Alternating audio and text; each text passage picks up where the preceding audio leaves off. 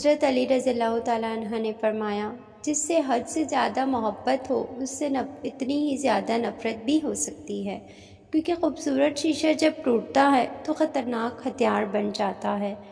حضرت علی علیہ السلام نے فرمایا، انسان کی ذہنیت بھی عجیب ہے، بیماری کے خوف سے کھانا تو چھوڑ سکتا ہے لیکن دوزخ کے خوف سے گناہ نہیں چھوڑ سکتا۔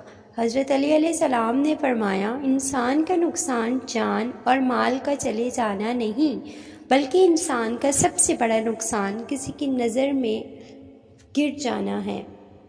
حضرت علی علیہ السلام نے فرمایا، جو تمہاری خاموشی سے تمہاری تکلیف کا اندازہ نہ کر سکے، اس کے سامنے زبان سے اظہار کرنا صرف لفظوں کو ضائع کرنا ہے۔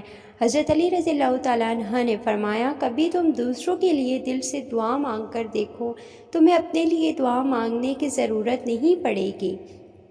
حضرت علی علیہ السلام نے فرمایا، انسان زندگی میں مایوس ہو تو کامیابی میں بھی ناکامی نظر آتی ہے۔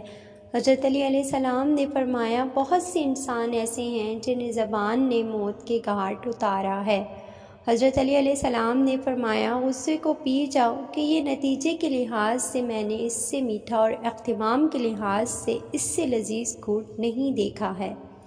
ایسی مزید ویڈیو کے لیے ہمارا چینل سبسکرائب کریں، ہمیں سپورٹ کریں اور اللہ پاک آپ کو اس کا اجر ضرور دے گا۔ شکریہ۔